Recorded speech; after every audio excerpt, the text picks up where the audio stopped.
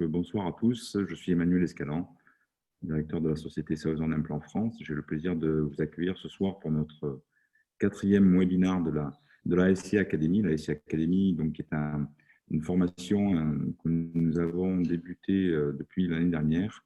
Donc, après le début de cette période de Covid, où nous avons souhaité apporter un concept de formation plus individualisé. Donc, comme vous pourrez le voir avec différents modules qui sont les webinaires, des formations où vous pouvez rencontrer nos différents experts à leur cabinet ou être accompagné pour développer aussi votre pratique. Donc, je vous invite à aller sur notre site internet, donc le site Southern Implant France, pour reprendre un petit peu plus d'informations. Après, n'hésitez pas à nous demander, nous envoyer des mails si vous souhaitez davantage d'informations. J'ai le plaisir d'accueillir ce soir le docteur Jean-Pierre Gardella, qui est chirurgien implantologiste et parodontologiste exclusif à Marseille, voilà, qui va nous parler ce soir des challenges esthétiques en chirurgie implantaire et en chirurgie orale. Nous avons encore de choses à développer sur cette thématique. Bon, voilà, je vais, pour pas trop perdre de temps, le laisser prendre la main et notamment lui laisser présenter notre modérateur ce soir, qui est devenu son ami et donc qui aura plaisir de faire son introduction. Jean-Pierre, c'est à toi. Je vous laisse la main. Avant de te laisser complètement la main, je vais rappeler juste aux participants pour poser les questions au docteur Juan Ignacio, qui sera notre modérateur ce soir. Vous avez la possibilité, donc, dans l'onglet Q&R, de poser vos questions.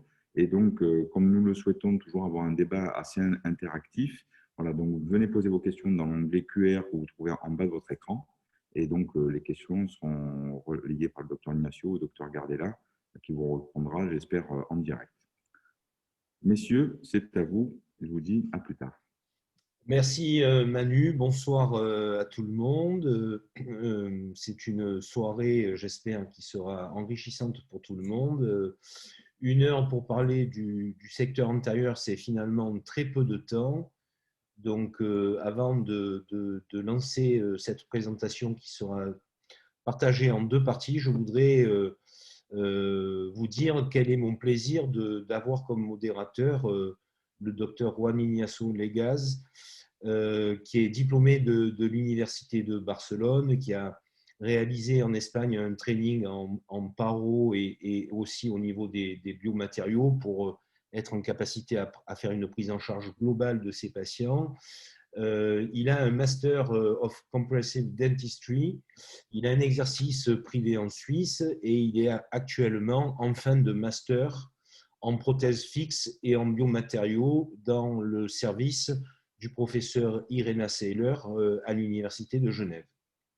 Il se trouve que Juan est également mon superviseur puisque j'ai entrepris j'espère de réussir un master en Dental Digital Technology à Genève et c'est de cette façon-là qu'on s'est rencontrés et que j'ai pu apprécier à travers, je dirais, nos différents échanges, ces capacités de clinicien jeune mais talentueux. Et c'est la raison pour laquelle je lui ai demandé de modérer ce webinaire ce soir. Donc, merci Juan d'être là, ça me fait excessivement plaisir. Merci à toi. Voilà. Tes paroles. Donc, on va vous rappeler que vous avez un onglet avec Q&R dans lequel vous pouvez déposer des questions. C'est Juan qui se chargera de m'interrompre à son bon vouloir pour me poser des questions sur les différents cas cliniques que je vais présenter ce soir. Je parle de cas cliniques, mais j'ai essayé de construire cette présentation à 2 têtes avec en premier lieu le placement d'implants en différé, c'est-à-dire après un temps de cicatrisation, puis le placement des implants dans le secteur antérieur en immédiat. Mais j'ai essayé également de mettre sur cette présentation des fondamentaux qui vont, je l'espère en tout cas, vous aider à traiter de façon excessivement sécuritaire de vos patients même si le traitement du secteur antérieur est quelque chose qui reste excessivement délicat. Je voudrais commencer cette soirée par vous présenter ou vous rappeler, pour ceux qui les connaissent, deux classifications qui sont à mes yeux excessivement importantes. La première, c'est la classification du ITI Core Group, qui met en évidence qu'il y ait un défaut ou pas dans le secteur antérieur, il n'y a jamais de situation qui soit aisée. On est toujours dans un process thérapeutique qui est avancé, qu'on ait à remplacer une ou plusieurs dents dans le secteur antérieur, esthétique par définition, qu'on ait à réaliser l'installation d'un implant de façon concomitante à une reconstruction osseuse, et plus au-delà sur des process qui deviennent excessivement complexes, lorsqu'il s'agit de reconstruire dans un premier temps le support osseux qui a été détruit pour des raisons traumatiques ou pour des raisons infectieuses, pour ensuite poser un implant avec, la plupart du temps, des aménagements qui concernent à la fois les tissus durs et les tissus mous. Donc ça, c'est la première classification qui doit être pour vous vraiment un guide pour vous permettre de, je dirais, de ranger vos cas cliniques selon le process thérapeutique, selon le plan de traitement que vous avez décidé, et de toute évidence, ne jamais perdre de vue qu'il n'y a jamais de situation facile dans le secteur antérieur. La deuxième classification dont je voudrais vous parler est celle de Chen et collaborateurs publiée en 2004, qui décrit, comme d'autres classifications que vous trouverez dans la littérature, mais c'est celle que je préfère, le timing du positionnement de l'implant par rapport au moment de l'extraction. Ainsi, on va avoir le type 1 qui correspond à une extraction-implantation immédiate, dont je parlerai dans la deuxième partie de ce webinaire, et les types 2, 3 et 4 qui correspondent à des implantations qui sont soit précoces, soit différées en fonction des situations cliniques que je vous détaillerai tout à l'heure. Donc, ce sont les deux classifications qui, à mon sens, sont excessivement importantes lorsqu'on envisage de traiter des patients par le biais des implants dans le secteur antérieur esthétique. Il y a cependant des limites à ces classifications. Vous voyez que j'ai fait apparaître en rouge que, quel que soit le process thérapeutique que vous allez choisir, il y aura toujours, et je vous le montrerai dans le déroulé de cette présentation, des choses à réaliser en plus que le placement de l'implant. Je reviendrai en détail sur ces procédures chirurgicales complémentaires qui sont indispensables à l'avènement esthétique des restaurations dans le secteur antérieur. Il y a malgré tout un défaut à la dernière classification, c'est qu'elle ne tient absolument pas compte du profil biologique du patient, et malheureusement, nous n'aurons pas le temps de parler, d'évoquer toutes les dyscrasies qu'on peut observer et malheureusement contrôler de façon plus ou moins rigoureuse chez nos patients. Je voudrais simplement, parce que c'est quelque chose qui m'intéresse au plus haut chef, vous parler des patients qui sont atteints de maladies parodontales. Donc, on a une patiente qui vient en consultation, qui est alertée non uniquement parce que ses dents s'écartent dans le secteur antérieur. Donc, on fait un examen clinique avec une sonde parodontale, on fait des examens complémentaires. Ce bilan rétroalvéolaire nous montre bien et je dirais complète notre diagnostic clinique avec des pertes d'attache dans le secteur postérieur mandibulaire qui sont relativement importants et une perte d'attache qu'on a peut-être un tout petit peu de mal à voir sur la rétroalvéolaire, mais au niveau de la 11, avec notamment un sondage sur la face palatine qui est supérieur à 10 mm. Peu importe, on remarque également qu'on a beaucoup de dépôts calcifiés et que le contrôle de plaque de la patiente est pour le moins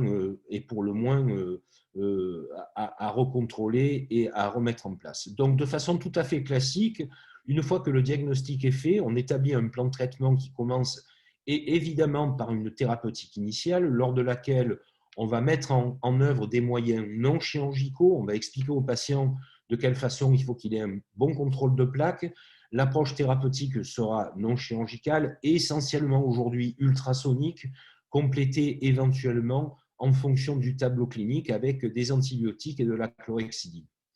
Je mets dans cette phase initiale de traitement quelque chose qui me paraît excessivement important et qui est trop souvent négligé par la plupart des praticiens, c'est de bien contrôler que sur des patients avec des lésions à profil infraosseux, on n'ait pas des interférences dans les secteurs postérieurs, ce qui était le cas chez cette patiente-là. Et évidemment, à partir du moment où on a décidé qu'une dent, en l'occurrence la 11, n'était pas conservable, dans le cadre de cette thérapeutique initiale, on extrait cette dent-là.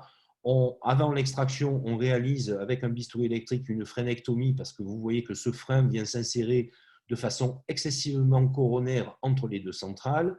On extrait la dent, on réalise un curetage minutieux, on comble l'alvéole avec une allogreffe corticospongieuse et on vient oblitérer le site d'extraction avec un greffon épithélio-conjonctif qui a été prélevé au niveau de la voûte palatine en faisant attention qu'il corresponde bien au diamètre du site d'extraction. La patiente est temporisée pendant la phase de cicatrisation avec une prothèse partielle amovible. On est ici à 6 mois post-opératoire. Vous voyez que les choses, outre le fait que la 11 n'est plus là, que les choses ont beaucoup changé, qu'on a un changement de biotype au niveau du secteur antérieur et qu'on a une maturation tissulaire qui est excessivement importante. On en profite pour faire ce qu'on appelle une réévaluation, c'est-à-dire évidemment de contrôler si les paramètres cliniques nous montrent une amélioration sur le plan parodontal, et on fait un scanner pour déterminer quelle est la nature qualitative et quantitative de l'ancrage osseux afin de pouvoir planifier la mise en place d'un implant. Vous avez ici la situation de comparaison entre la situation initiale et à 6 mois post-opératoire, et on s'aperçoit que comparativement à ce qu'on avait sur la phase vestibulaire au niveau de la 11, on a, avec cette technique de préservation tissulaire à la fois osseuse et muqueuse, changé considérablement le biotype du site que nous devons implanter. On fait donc l'abord chirurgical pour le positionnement de l'implant. Vous voyez que cette greffe alvéolaire cortico-spongieuse d'origine humaine a donné un excellent résultat. On va évidemment respecter la mise en place de cet implant de façon à ce qu'elle soit compatible avec une prothèse transvissée. Vous voyez la ligne noire ici qui relie le bord incisif des dents adjacentes et l'indicateur de direction qui va nous permettre de continuer notre ostéotomie de façon à insérer notre implant dans d'excellentes conditions. Vous voyez que la sonde parodontale met en évidence qu'on a 2 mm d'os sur la face vestibulaire de l'implant. Dans le secteur antérieur, et je vous montrerai tout à l'heure des publications qui sont très très importantes, c'est un minimum, 2 mm est un minimum sur la face vestibulaire de l'implant dans le secteur antérieur. Donc, qui peut le plus, peut le moins, on décide avec de l'os de récupération à la fois du forage et avec un bon scraper de le mixer 60% autogène, 40% avec une xénogreffe qu'on va stabiliser avec une membrane résorbable et 2 pins en titane sur la face vestibulaire et oblitérer l'ensemble du site avec un pin sur la face palatine. Ensuite, on va réaliser une incision en épaisseur partielle de façon à libérer complètement le lambeau sur la face vestibulaire et à obtenir une fermeture en première intention, parce que c'est uniquement dans ces conditions-là qu'on arrive à avoir un taux de régénération très important au niveau de ce site. On est ici à la réouverture, à la réentrée à 12 mois post-op, c'est-à-dire 6 mois après l'installation de l'implant et après la ROG réalisée, et on voit qu'on a carrément multiplié par 2 l'épaisseur de l'os sur la face vestibulaire, à la fois pour des raisons biologiques, mais également pour des raisons cosmétiques. Pourquoi pour des raisons cosmétiques? Tout simplement, ici, vous le voyez très bien, c'est une restauration provisoire transvissée. Regardez la qualité des tissus qu'on a sur la face vestibulaire, même comparé à cette dent qui présente une récession, mais c'est la maladie parodontale qui a occasionné cette récession. Donc, vous voyez qu'on est dans une configuration avant la prothèse d'usage qui est excessivement favorable. Et puis, lorsqu'on a la chance de travailler avec des techniciens de laboratoire hors pair, ici Denis Elkaïm, qui a été meilleur ouvrier de France il y a quelques années, eh bien, on arrive à avoir des restaurations de cette qualité avec une intégration cosmétique au niveau des tissus mous qui est tout à fait remarquable. Regardez ici le sourire de la patiente et évidemment, regardez cette intégration, ce match magnifique tant au niveau de l'esthétique blanc que de l'esthétique rose. Et je le répète, grâce aux différentes manœuvres chirurgicales que nous avons réalisées, ici un péri-implant qui est excessivement épais et qui donne tous les signes cliniques d'une santé péri-implantaire optimale. Ce qui me fait dire qu'il est beaucoup plus facile de reconstituer un ensemble osseux et muqueux de très bonne qualité sur un site implantaire plutôt que sur du parodonte. Et ici, vous avez une vue clinique à 4 ans post-opératoire. Le contrôle radiographique à 4 ans, vous voyez que les problèmes parodontaux ont été en grande partie résolus. Je ne vais pas m'étendre sur les techniques que nous avons utilisées pour avoir des gains d'attache au niveau des secteurs postérieurs mandibulaires. Donc, si on revient à notre classification, eh bien, vous voyez qu'on est toujours dans des cas avancés ou complexes. Et je voudrais vous montrer un cas qui est relativement ancien, c'est le privilège de l'âge, où pour des raisons évidentes, et voici la vue clinique, donc les photos que nous avons faites en 2006, une jeune patiente qui vient en consultation dans cet état, avec évidemment des problèmes infectieux sur les 2 incisives centrales. Voilà, et évidemment, on ne va pas planifier pour une extraction et implantation immédiate. On a beaucoup de choses à faire avant de positionner les implants. Donc, vous avez ici l'import du fichier d'ICOM sur le logiciel Simplant, où on peut parfaitement visualiser l'étendue des dégâts sur le plan osseux, avec un défaut à une paroi au niveau de la 11 et un défaut à, on va dire, à 2 plus 3 parois au niveau de la 21. Donc, vous voyez que le travail de reconstruction sera relativement important. Voilà la vue clinique. Vous verrez à quel moment nous avons décidé de reconstruire l'os, où on voit très nettement ses défauts et l'impossibilité de poser des implants dans des conditions favorables, avec ici, au niveau de la 11, à la fois une perte de substance horizontale et même une perte de substance verticale. Voici en vue vestibulaire avec la présence d'un canal nasopalatin qui est très très important et qui risque aussi de contrarier le positionnement idéal des implants. Donc, on décide d'extraire les dents. Vous allez voir, c'est une vidéo. La vidéo n'est pas de très, très bonne qualité. Donc, les extractions sont très facilement réalisées. Un débridement mécanique avec une fraise. Le prélèvement d'un soft tissue punch pour juste oblitérer, puisqu'on n'a pas de défaut vestibulaire, le site de la 21. Le prélèvement d'un conjonctif qu'on va tunneliser sur la 11, le jour de l'extraction. Et de nouveau, un soft tissue punch pour venir oblitérer le site de la 11. Tout ça réalisé, évidemment, le jour de l'extraction. Vous avez ici la vidéo de la réintervention le jour où on a décidé de mettre en œuvre une technique de reconstruction osseuse. Je vais aller assez rapidement. Vous voyez le défaut à une paroi, ici en vue occlusale. On est allé prélever un greffon au niveau du ramus, greffon essentiellement cortical. On va préparer le site receveur, transfixer ce greffon et emboutir une énorme carotte cortico-spongieuse avec un ostéotome et un maillet, comme vous le voyez ici, placer une membrane résorbable sur la face vestibulaire et compléter le comblement avec des fragments d'os autogène et une greffe allogénique pour avoir quelque chose qui soit le plus homogène possible et la fermeture du site en première intention. Voilà.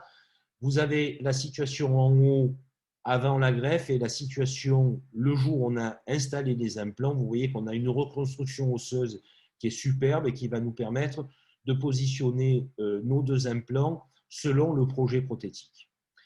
Il est malgré tout assez intéressant de regarder le monitoring depuis le baseline jusqu'après la greffe osseuse. Ici, c'est quelques semaines, c'est pratiquement 10 à 12 semaines après l'extraction et la mise en place de ces techniques de chirurgie plastique. Vous me direz, ça, c'est pas très, très joli parce qu'on a une différence entre le tissu greffé et le tissu du site, c'est vrai, mais on a quand même gagné sur le plan qualitatif, on a changé le biotype du patient. Vous voyez ici, 9 mois après la reconstruction, on est juste après la reconstruction osseuse, et en vue occlusale, à gauche, juste après, quelques semaines après la chirurgie plastique qui a été mise en œuvre le jour de l'extraction, et 9 mois après la greffe osseuse. Ici, c'est la vidéo de l'installation des implants. Vous voyez dans le petit encart à gauche, à droite, pardon, la situation initiale. Là aussi, je vais très vite. On enlève la vis de fixation, on réalise l'ostéotomie, on va positionner des implants. À cette époque-là, j'utilisais des implants qui sont des implants tissue level. Aujourd'hui, j'utiliserai d'autres implants avec vraisemblablement une autre connectique, mais simplement voilà, pour vous laisser apprécier le positionnement idéal 3D des implants, la connexion des piliers de cicatrisation et la fermeture du site. Voilà la situation telle que je l'ai reçue de nouveau après l'avoir réadressée au correspondant qui avait du mal à gérer la phase prothétique. Donc, il m'a dit, Jean-Pierre, tu prends la suite. Donc, ça, c'était les 2 provisoires solidarisés qu'il avait réalisés. Nous avons revu la patiente, nous avons repris une empreinte, nous avons changé beaucoup de choses en faisant 2 provisoires qui étaient indépendants, transvissés sur le site. Et vous voyez qu'avec, je dirais, un soin un peu plus étudié au niveau des profils d'émergence, on arrive à avoir quelque chose qui est beaucoup plus sympathique avec un contour des tissus mous qui est bien plus agréable. Pour la réalisation prothétique, nous avons travaillé avec Jean-Marc Etienne, qui est un prothésiste hors pair, donc qui a réalisé 2 restaurations transvissées sur des piliers en zircone. Vous voyez ici le travail au laboratoire, des états de surface. Voici les pièces prothétiques telles qu'elles nous ont été livrées au cabinet. Et cette photo que j'ai prise le jour où j'ai installé les 2 restaurations transvissées avec une intégration esthétique qui est excessivement intéressante grâce au travail de Jean-Marc. Vous avez ici la comparaison entre l'état initial et 2 ans post-opératoire, 2 ans post-opératoire et 8 ans post-opératoire. Et ici, la situation à 12 ans post-opératoire, on a une petite lise au niveau des implants, mais si on compare à la situation initiale, on a un résultat esthétique qui est excessivement satisfaisant, en tout cas qui permet à la patiente de sourire dans d'excellentes conditions. On revient à notre classification. On va parler, et ça c'est intéressant parce que ça va me permettre de rebondir sur des données de littérature que j'aimerais vous livrer ce soir et qui, à mon avis, sont excessivement significatives, notamment sur l'apport des greffes de tissu conjonctif sur la face vestibulaire, que ce soit d'ailleurs dans les cadres d'implantation différée ou immédiate.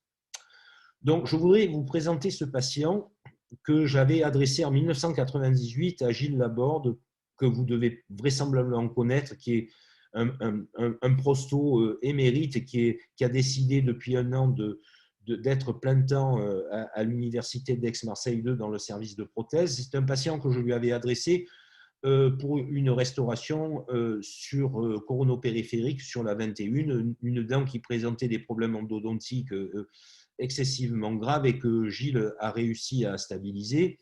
Et ce patient qui présentait des petits problèmes parodontaux, il vient très régulièrement maintenant au cabinet, au moins 2 à 3 fois par an. Et puis là, donc on est en 1998 et malheureusement en 2010, donc vous voyez, c'est quelques années plus tard, il téléphone parce qu'il a une voussure sur la face vestibulaire de la restauration.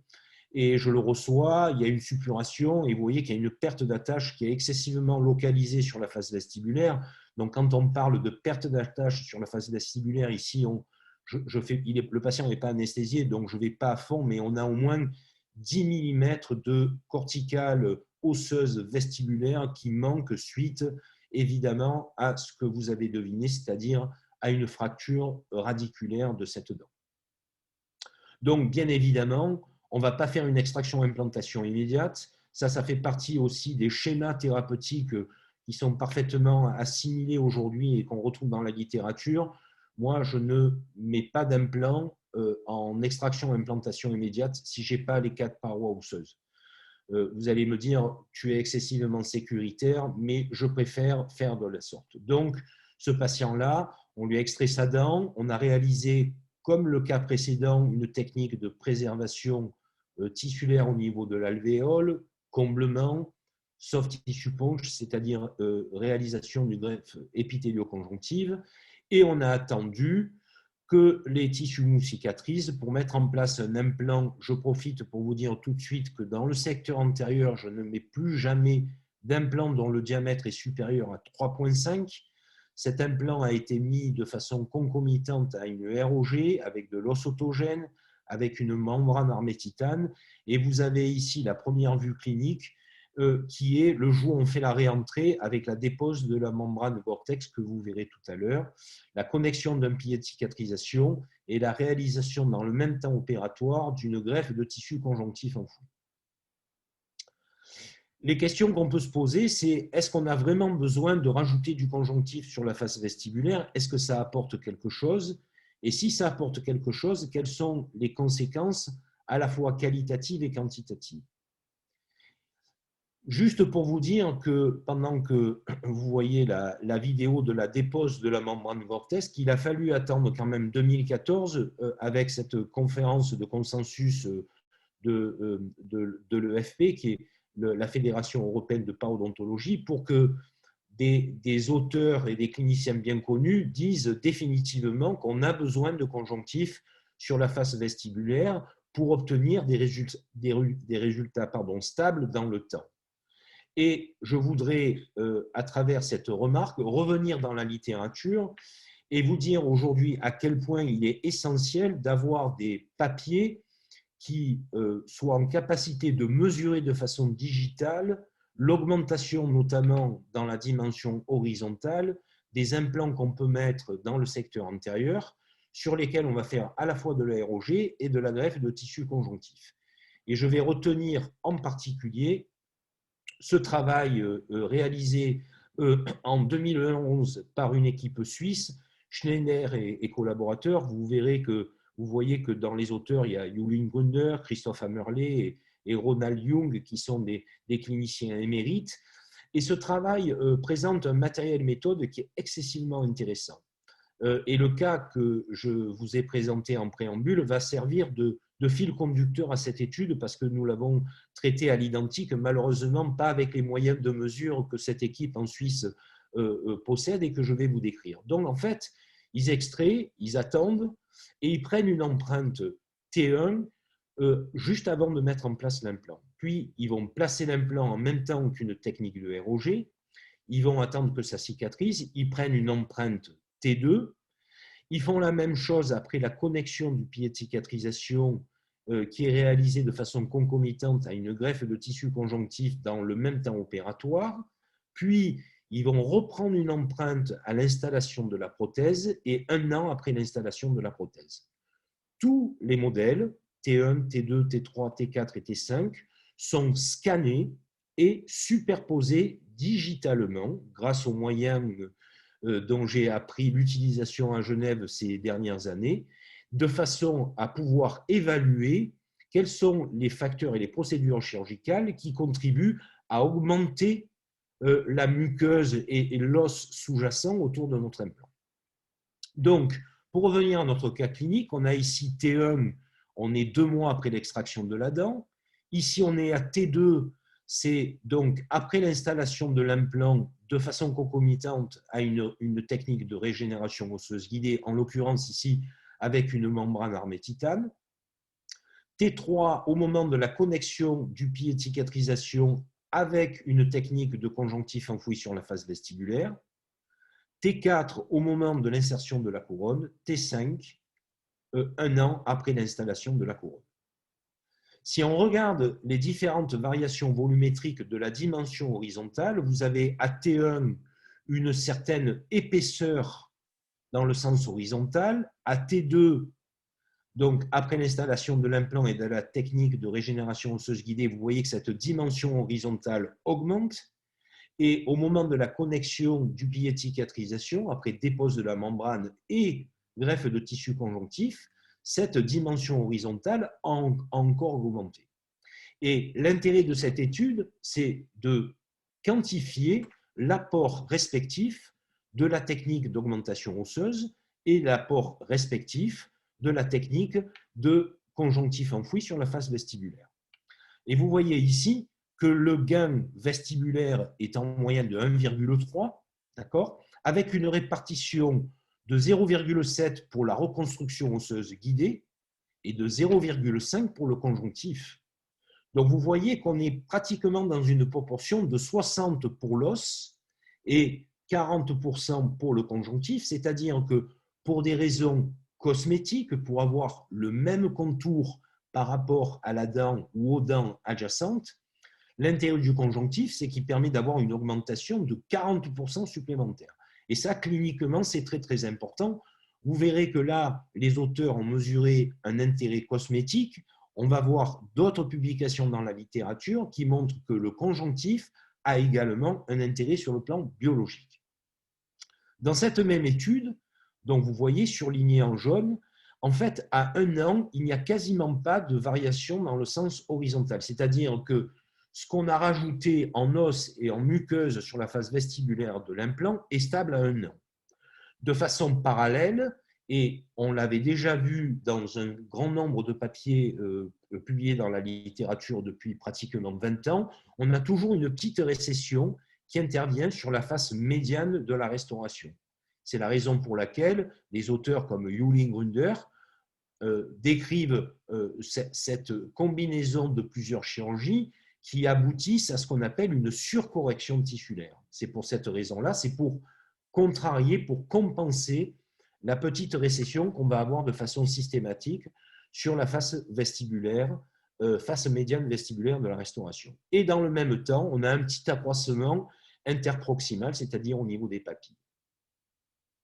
Regardez ici, on est à 10 ans post-opératoire, cette restauration, sur un patient qui présentait des petites pertes d'attache, donc c'est la raison pour laquelle on n'a pas de papilles interdentaires, mais regardez la stabilité des tissus mous et surtout la stabilité de l'os.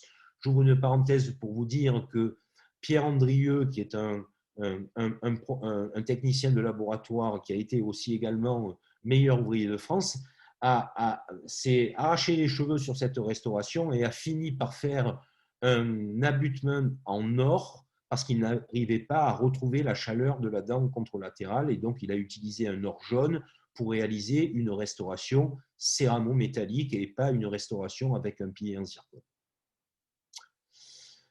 Juste 2 secondes oui, avant de continuer. Bien sûr. Là, quand on change de cas, il y a quelques mains qui sont levées. Madame Bouchavi. S'il y a des questions, là maintenant, vous pouvez profiter pour poser des questions. Je t'écoute. C'est bon le moment. Est-ce que les gens posent bien leurs questions dans la rubrique Q&R? Parce que souvent, ils ont levé des mains. Il y a juste une question, mais j'ai répondu directement. Normalement, comment tu provisionnalises, comment tu fais la phase provisoire une fois que tu enlèves la dent? D'accord.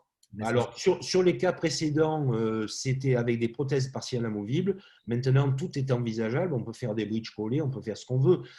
Pour le chirurgien, il est certain que la prothèse partielle amovible, elle présente de nombreux avantages parce qu'on n'est pas obligé de décoller, de recoller sans arrêt.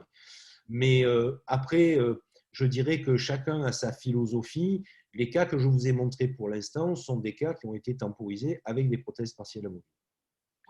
Voilà, on a vu aussi que tu utilises normalement des blocs autogènes du patient, si c'est des grosses augmentations osseuses. Et puis aussi, la question vient quand tu dois utiliser des biomatériaux ou de matériaux accessoires. Quelles seront tes préférences? Alors, aujourd'hui, ma préférence pour les comblements alvéolaires, c'est définitivement l'os allogénique, c'est-à-dire de l'os en particules corticospongieux, qui est de très très loin en rapidité de cicatrisation bien supérieure à toutes les xénogreffes. C'est-à-dire qu'à partir du moment où on comble avec une allogreffe osseuse ou même de l'os on pourrait prendre de l'os autogène. Il est arrivé il y a quelques années, mais là, la morbidité de l'intervention les plus importante, de prélever et de mettre de l'os autogène dans une alvéole fraîche, à condition d'être en mesure de fermer le site, par exemple avec une greffe épithélio-conjonctive. Mais aujourd'hui, j'essaie de diminuer la morbidité de mes interventions. J'ouvre un petit flacon de 0,5 g de greffe allogénique et on a un potentiel de cicatrisation qui est tout à fait remarquable.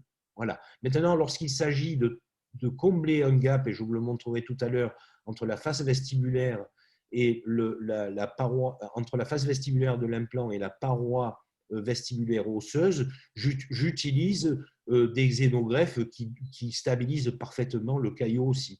Mais lorsque je ne mets pas l'implant et lorsque je veux réintervenir le plus vite possible au niveau d'un site d'extraction, je préfère les allogreffes. Parfait, merci. Alors, Voilà. je pense qu'on peut continuer avec. OK. Donc, on vient à travers cette étude, mais ce n'est pas la seule, vous en trouverez d'autres dans la littérature, on vient à travers cette étude de voir l'intérêt cosmétique. Je voudrais revenir maintenant sur l'intérêt biologique. C'est une patiente, et notamment à travers un papier très intéressant dont vous voyez les références en bas de mon écran. Je reçois une patiente qui a une prothèse sur 2 implants que je ne vais pas critiquer, qui est bien réalisée, mais vous voyez que ces 2 implants, et cette patiente-là se plaint parce qu'elle a des phénomènes inflammatoires en permanence au niveau, parce qu'il n'y a pas de vestibule, il n'y a plus de tissu kératinisé. Donc, vous voyez, ici, on a déposé la prothèse pour la remettre tout de suite après l'intervention, mais on a trouvé l'indication pour réaliser une greffe épithélio-conjonctive toute simple pour augmenter le tissu kératinisé sur la face vestibulaire de cette restauration. Et puis, il y a une deuxième catégorie de chirurgie plastique, celle où on veut épaissir les tissus. Je vous montrerai ce cas clinique plus en détail tout à l'heure. Et là, c'est une chirurgie d'épaississement puisqu'on va glisser un conjonctif entre le site de l'implant et le rebord et je dirais l'enveloppe qu'on a créée chirurgicalement sur la face vestibulaire de l'implant.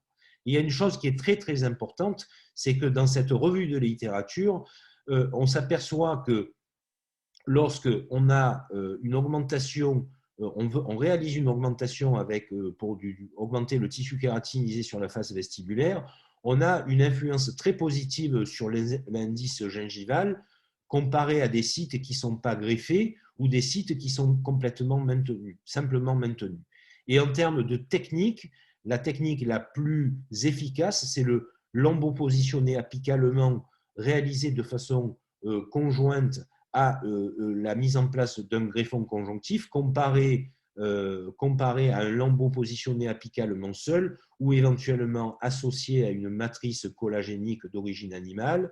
Et ça a une influence considérable sur le maintien de l'os marginal.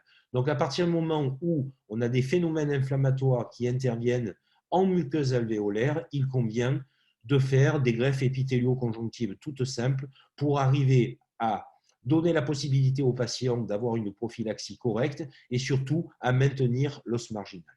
Lorsqu'on réalise des chirurgies d'épaississement, celles-ci n'influent absolument pas sur l'indice de saignement. Par contre, et ça c'est très très important, ça a une valeur très très importante statistiquement significative sur le maintien de l'os marginal. Donc à ce titre-là, et bien de la même façon qu'on a vu que cosmétiquement parlant, pour des raisons esthétiques, l'épaississement sur la face vestibulaire était indispensable, et bien depuis quelques années, on sait que cet épaississement vestibulaire est indispensable pour la santé à long terme de nos implants.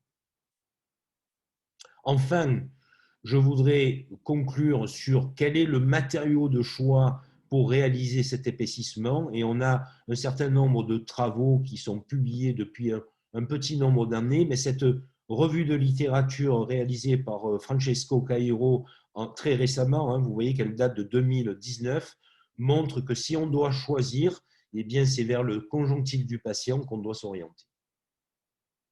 OK. Avant de continuer, là, il y a juste des questions que je trouve très intéressantes, mais tu as donné un peu ton point de vue déjà en suivant la littérature.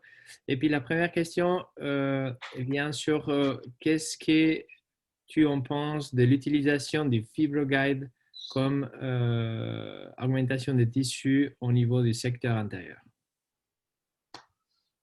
Comme on me pose la question, je suis obligé de répondre. Très franchement, je pense que ce n'est pas bon du tout. Voilà, voilà ma réponse. Parfait. Deuxième question. Parce que là, tu as parlé de l'épaississement de la gencive, de l'épaisseur gingivale au niveau antérieur. Est-ce que ça, on peut l'appliquer au niveau postérieur? Est-ce que ça, c'est aussi important en intérieur qu'en postérieur? C'est une très bonne question. Le problème du secteur postérieur, c'est déjà par définition, au niveau accès pour le contrôle de plaque, c'est plus compliqué. Ça, c'est le premier point. Deuxièmement, au niveau osseux, j'ouvre une parenthèse pour parler du niveau muqueux. Dans les secteurs postérieurs mandibulaires, on a très souvent très peu de tissu kératinisé. Donc ça peut être un problème. Au niveau osseux, on a une largeur de table dans les secteurs postérieurs. On a moins de hauteur, mais on a plus d'épaisseur d'os. Donc, je ne peux pas ne pas vous dire qu'il est préférable d'avoir du tissu kératinisé dans le secteur postérieur, parce que je pense que pendant des années, on s'en est passé, mais qu'on revient un petit peu là-dessus et que je fais beaucoup plus attention aujourd'hui sur cette nécessité d'avoir de l'épaisseur de tissu kératinisé dans les secteurs postérieurs. Maintenant, très franchement, les indications d'épaississement sur la face vestibulaire, elles sont, c'est pas qu'elles soient peu fréquentes, mais on a toujours la possibilité, notamment lorsqu'on enfouit des implants, au moment du deuxième temps chirurgical, de décaler une incision en palatin pour déplacer les tissus kératinisés de palatin en vestibulaire. Je sais que ma réponse, elle est un peu incomplète. Il y a, je pense, une foultitude de situations cliniques que je ne peux pas décrire ce soir, mais je conclurai en disant que sur le plan des tissus mous, ce n'est pas problématique parce qu'on peut toujours, je viens de le dire, décaler des incisions. Sur le plan osseux, je le répète, on a une épaisseur du procès alvéolaire qui est beaucoup moins sensible à l'effondrement dans les secteurs postérieurs que dans le secteur antérieur. Pourquoi? Parce que dans le secteur antérieur, sur la face vestibulaire, on n'a que de l'os fasciculaire, c'est-à-dire qui va irrémédiablement se détruire après l'extraction de la dent. Voilà. Parfait, merci beaucoup. Je voudrais terminer, je pense, cette rubrique de l'extraction différée avec un cas clinique qu'on a publié en 2018 dans cette revue QDRP qui met en évidence la relation entre le laboratoire et la clinique, et ça, c'est très, très important. Et pour vous montrer de quelle façon on peut avoir je dirais, une enveloppe muqueuse aussi jolie, aussi sculptée, et vous allez comprendre pourquoi dans le cas que je vais vous présenter. Donc, quels sont les facteurs qui influencent l'intégration à long terme de nos restaurations esthétiques? On l'a vu, le positionnement idéal 3D de l'implant et son diamètre, la qualité des tissus durs et des tissus mous, et surtout, ce qu'on appelle le développement, ou en tout cas le management de l'enveloppe périimplantaire, aussi bien grâce à la temporisation qu'à la restauration définitive. Et je vais vous donner les détails de cette méthodologie dans quelques instants. Mais évidemment, on serait tout à fait incomplet si on ne parlait pas du travail au niveau du laboratoire.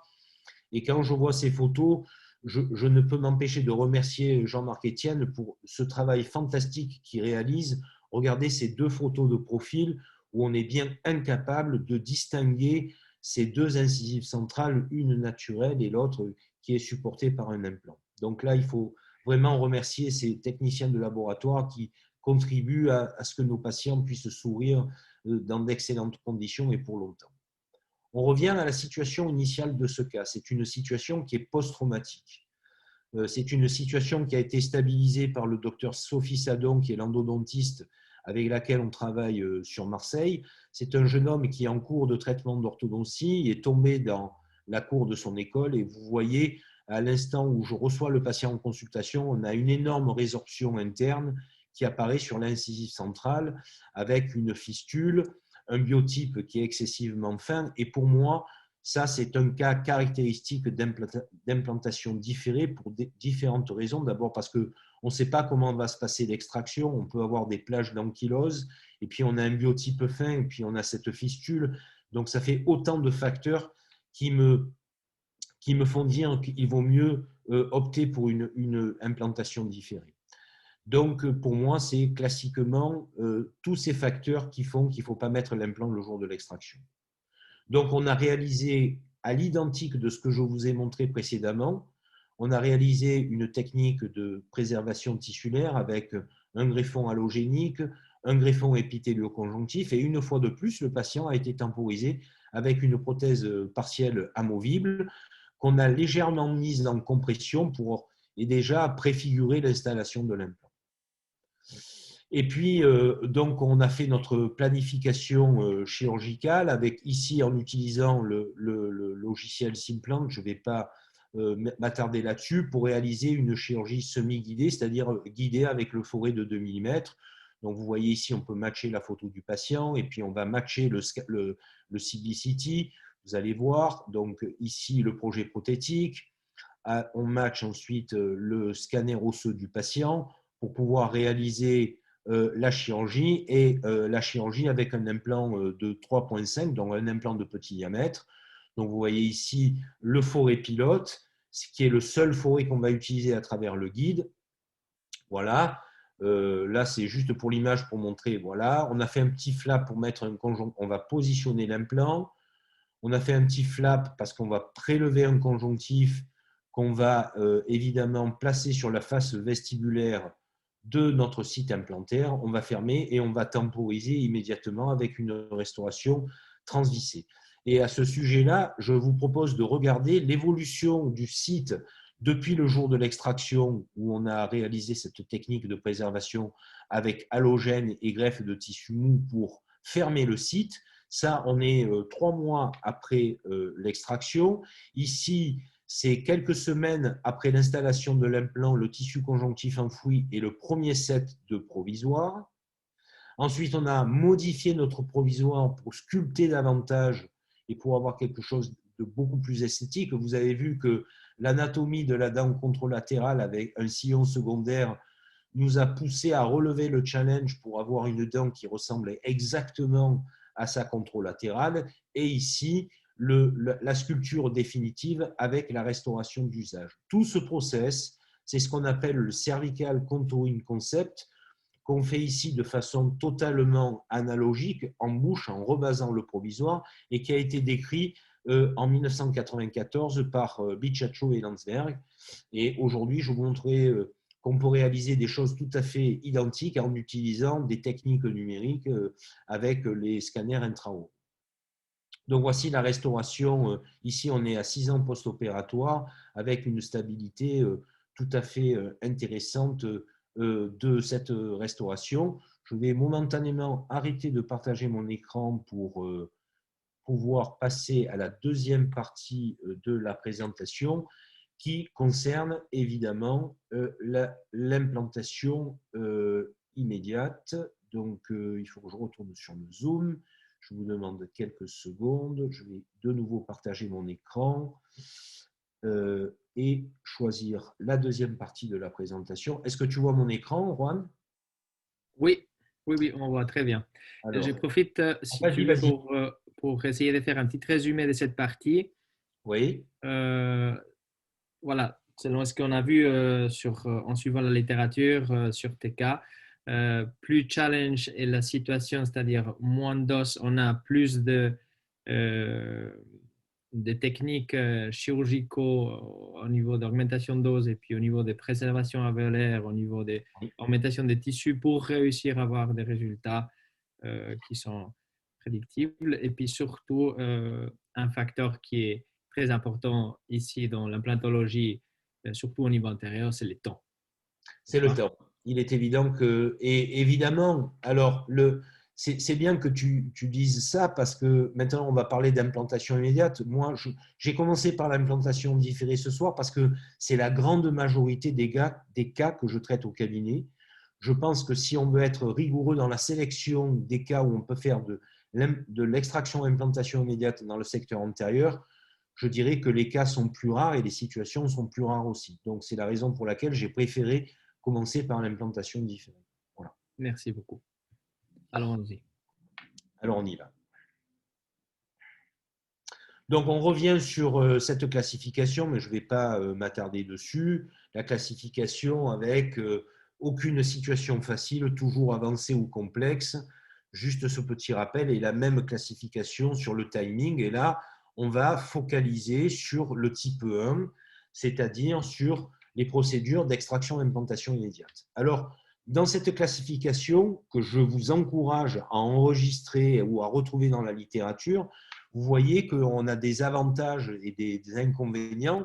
Dans les avantages que tu as cités, Juan, il y a évidemment le nombre réduit de chirurgies, la durée du traitement qui est plus courte, mais aussi si l'indication est bien posée, c'est-à-dire si on a les 4 murs osseux, c'est qu'on est en mesure de préserver l'os qui est présent. Et ça, c'est très important. Mais par contre, dans les inconvénients, on a une morphologie de site qui rend compliqué l'installation de l'implant dans un positionnement idéal 3D. On a des patients avec des biotypes fins qui, à mon avis, sont une contre-indication parfois à ce type de chirurgie. D'accord ? Et puis, on a surtout la nécessité non seulement de mettre en place l'implant, de combler le gap, de choisir le diamètre de l'implant correct, on va le voir, de combler le gap et d'épaissir les tissus sur la face vestibulaire afin de compenser cette résorption obligatoire physiologique de l'os fasciculaire qu'on a essentiellement au niveau du secteur antérieur. Et ça, c'est très, très important. Donc, tout ça aussi pour vous dire qu'une grande partie des complications qu'on a dans le secteur antérieur sont inhérentes à ces traitements de type 1, c'est-à-dire extraction-implantation immédiate, parce que souvent, des chirurgiens plus ou moins expérimentés positionnent leur implant beaucoup trop vestibulaire et au bout de quelques années, on a des récessions monumentales comme celle que vous pouvez observer sur cette vue clinique, qui est une patiente que j'ai dû traiter. Je vous recommande la lecture de cet ouvrage qui a été édité il y a quelques années chez Wiley et Blackwell par Stuart Froome, et ce chapitre en particulier sur les complications esthétiques dues au mauvais positionnement de l'implant, dans tous les sens d'ailleurs, apical, vestibulo-lingual, etc. C'est une lecture qui est excessivement enrichissante.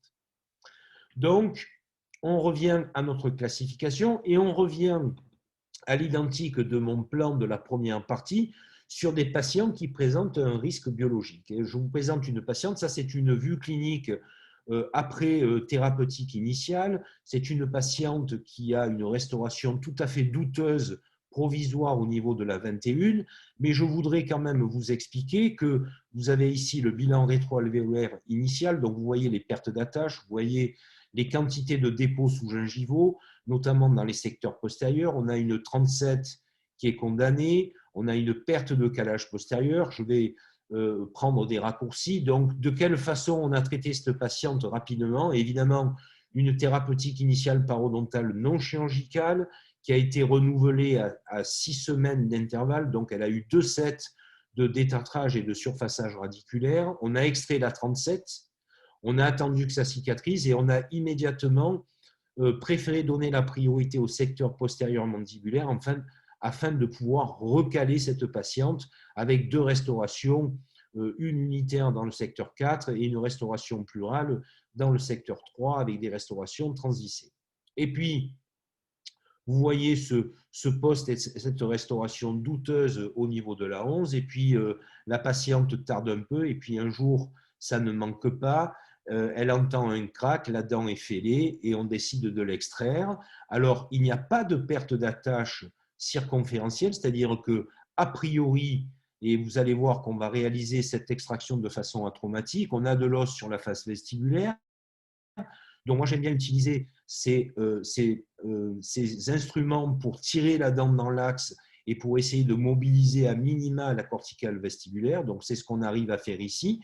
Et je vous propose de voir la vidéo de la chirurgie de l'installation de l'implant où on a comme repère, si on ne fait pas de chirurgie guidée, le bord incisal des dents adjacentes. Donc, on va commencer l'ostéotomie sur la face palatine avec un forêt pointeur, puis parfois un forêt de 1,5 mm. On valide la direction. Vous voyez que là, dans le miroir, on voit qu'on va pouvoir réaliser une restauration transvissée avec un trou d'accès à la vis qui sera sur le cingulum. Ici, un implant deep conical de 3,5 de diamètre, implant de petit diamètre qu'on va positionner de façon idéale. On a une stabilité primaire qui est supérieure à 40 newtons.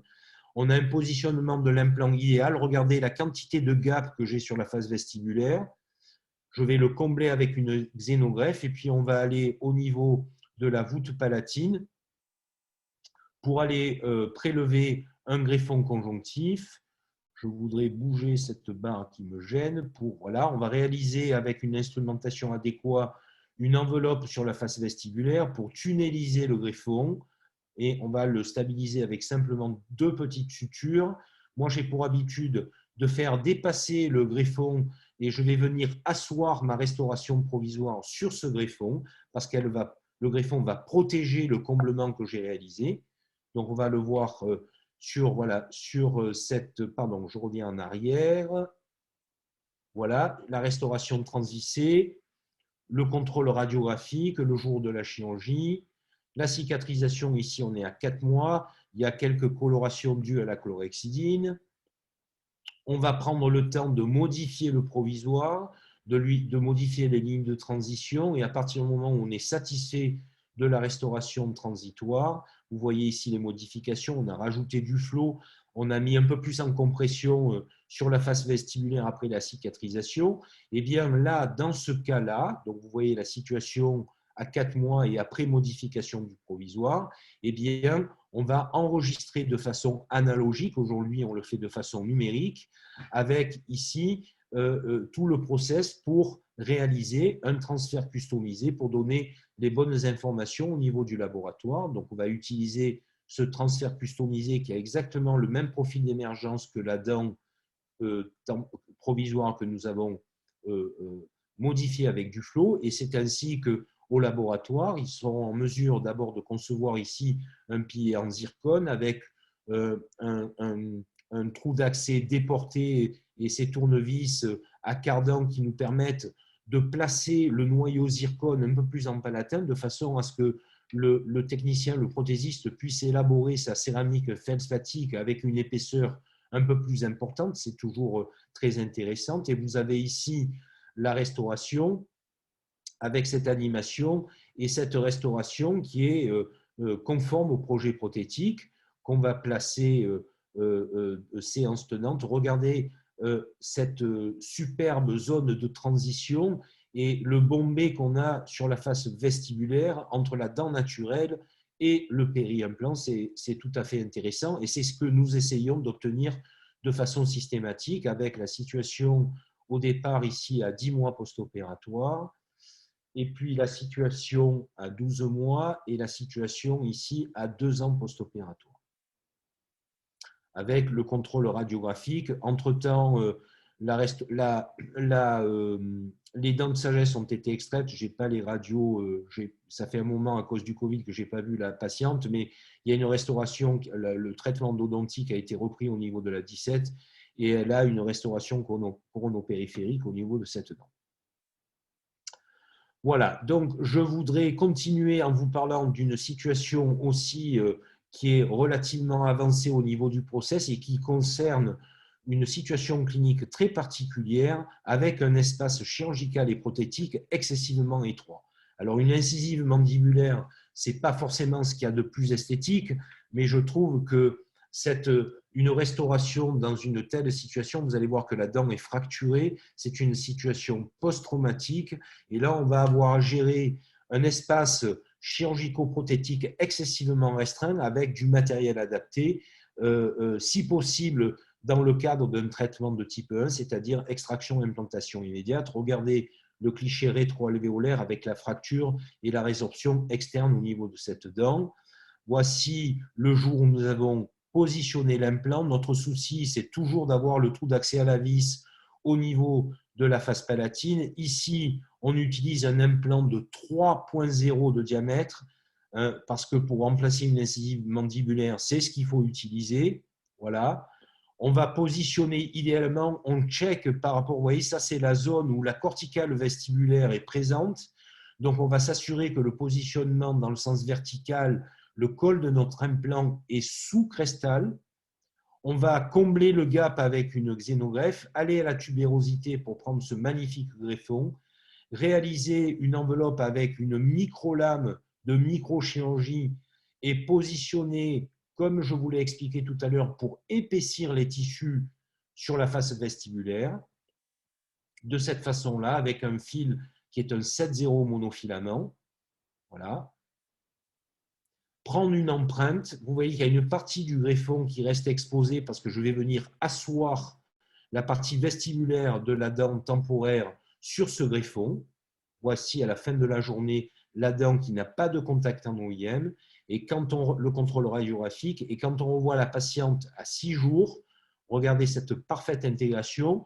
Notre volonté de ne pas exercer trop de pression au niveau du greffon, c'est ce qu'on appelle la surcorrection qui est réalisée à la fois sur la face vestibulaire et sur le plan horizontal.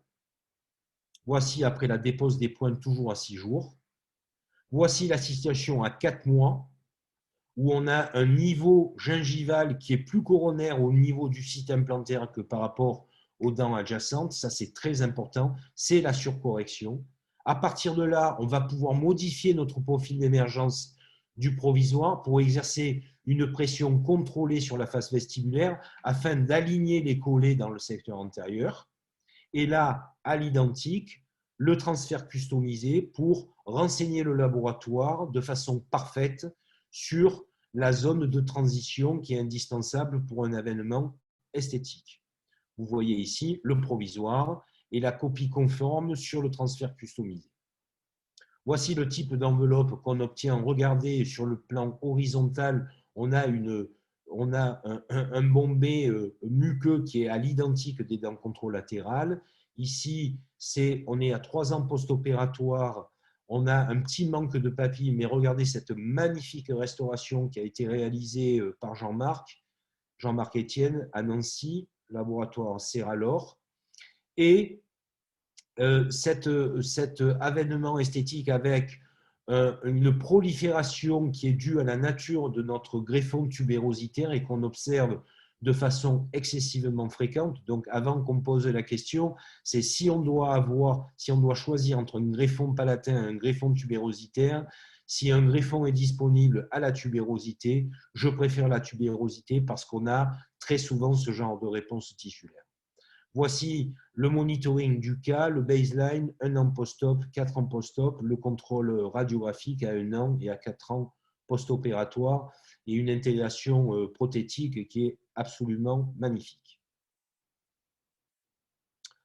On va passer juste 2 mots sur qu'est-ce qui se passe lorsqu'on réhabilite plusieurs dents, c'est-à-dire lorsque vous avez des implants adjacents. Alors là, il y a un mot d'ordre, c'est diminuer le diamètre de l'implant pour obtenir une distance entre les implants qui soit augmentée. Si vous réduisez la quantité de titane, vous conservez davantage d'os et de muqueuses. Ce sont toutes les publications de NYU et qui ne datent pas d'hier, 92, 2000, 2003, de l'équipe de Denis Tarnot, qui montre effectivement qu'on a tout intérêt à réduire le diamètre des implants. Et à partir du moment où, notamment sur cette situation clinique, on va utiliser, en l'occurrence ici, des implants Deep Conical de 3.5, un bridge de 4 éléments sur 2 implants, on va avoir la possibilité de gérer de façon excessivement élégante les zones édentées et d'avoir un maintien à la fois dans la dimension mésiodistale, comme vous le voyez ici, et également horizontale, un maximum de tissus qui seront évidemment stables dans le temps. Et ça, c'est excessivement important. Voici le contrôle radiographique à 4 ans, la situation initiale et le bridge que nous avons réalisé ici avec Lionel Marcelaine, qui était meilleur ouvrier de France l'an dernier et que je salue au passage. Pour terminer, je voudrais quand même insister sur la spécificité de la gamme des implants chez Southern Implants avec un avènement qui est, à mon avis, excessivement intéressant et qui est l'implant Inverta. Et je voudrais terminer avec 2-3 cas cliniques qui sont assez significatifs de l'intérêt de ce nouveau profil d'implant. Ici, une patiente qui vient adressée par l'endodontiste qui considère qu'elle ne peut plus rien faire pour cette dent. C'est le premier cas que j'ai traité avec l'implant Inverta.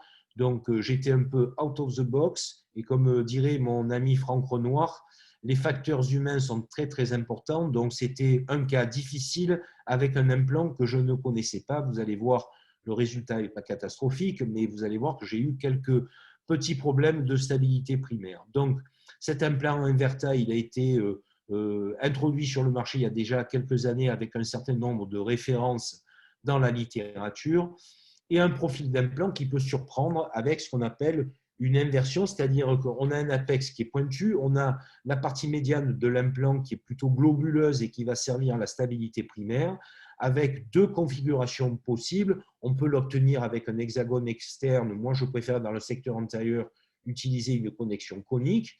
Et vous le verrez sur l'image de droite, un implant qu'on appelle coaxis et qui permet de rattraper à 12 degrés l'axe prothétique de l'axe chirurgical, ce qui est intéressant dans un certain nombre de cas de figure que je vais vous exposer dans quelques instants.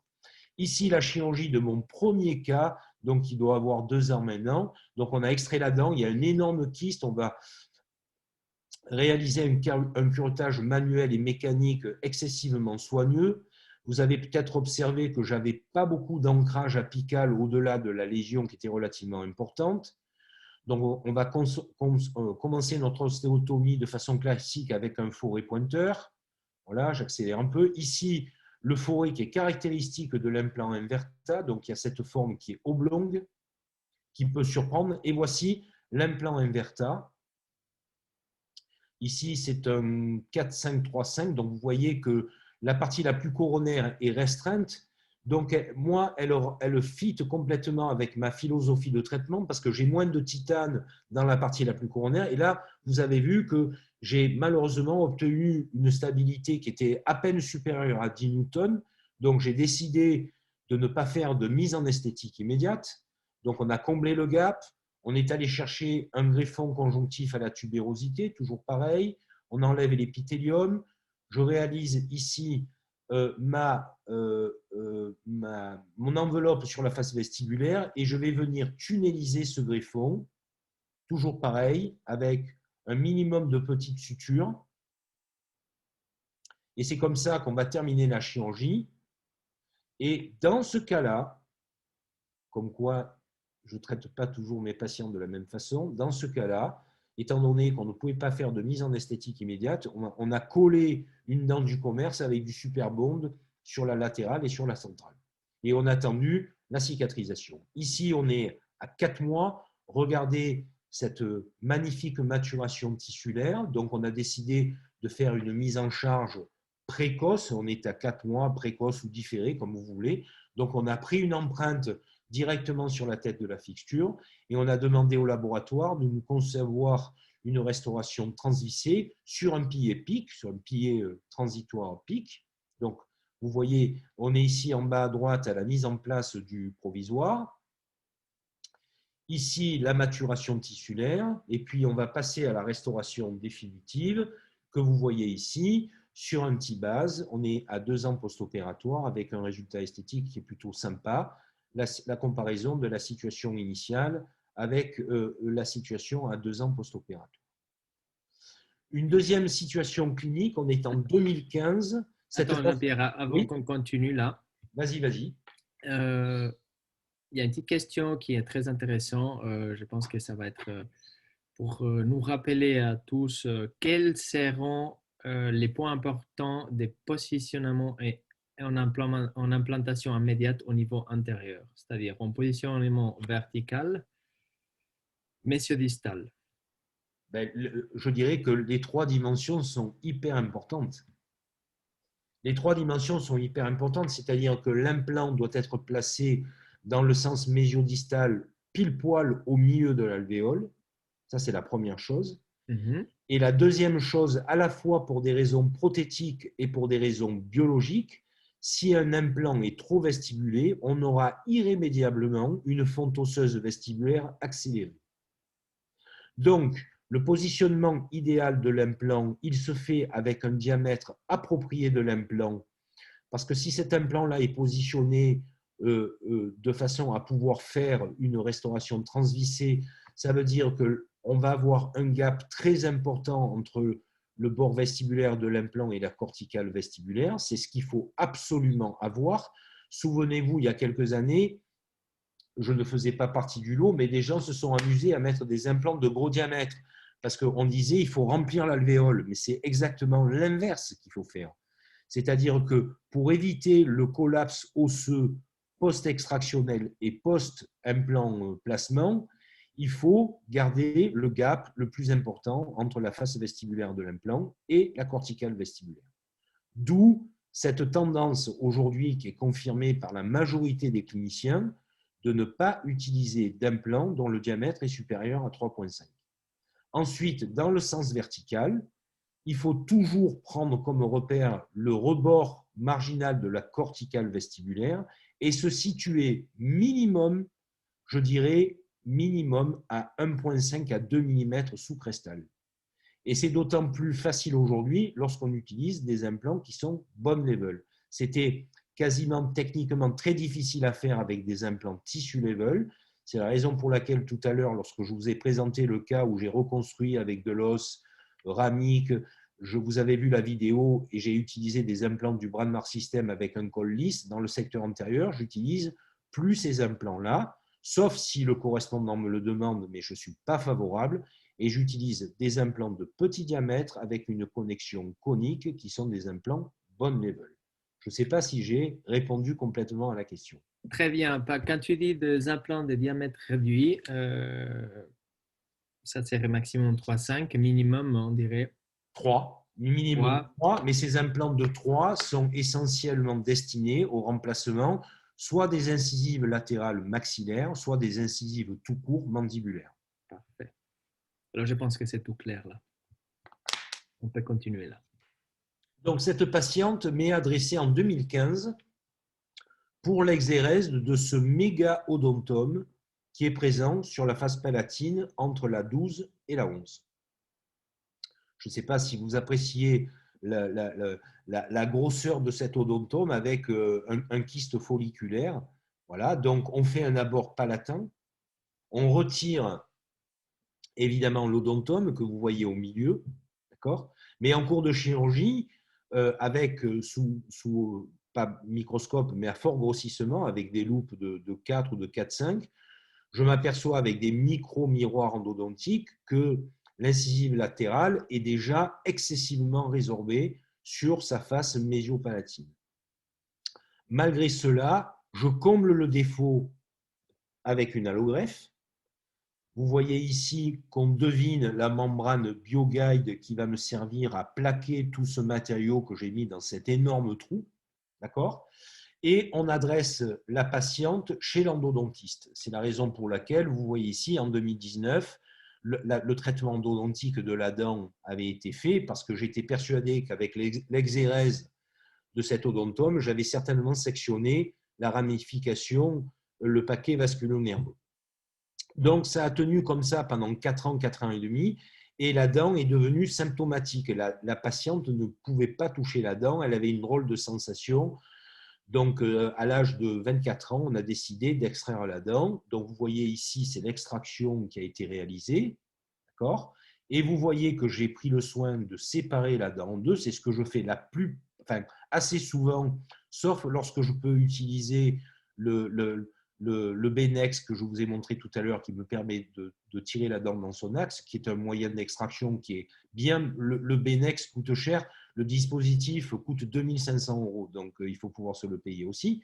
Mais j'ai décidé, dans ce cas-là, de réaliser ce qu'on appelle un socket shield, c'est-à-dire une extraction partielle de la dent en gardant une pellicule dentinaire sur la face vestibulaire pour justement éviter l'effondrement post-extractionnel de la dent en faisant en sorte que l'os fasciculaire soit maintenu par ce qu'on appelle le socket shield, qui est le bouclier dentinaire qu'on laisse sur la face vestibulaire.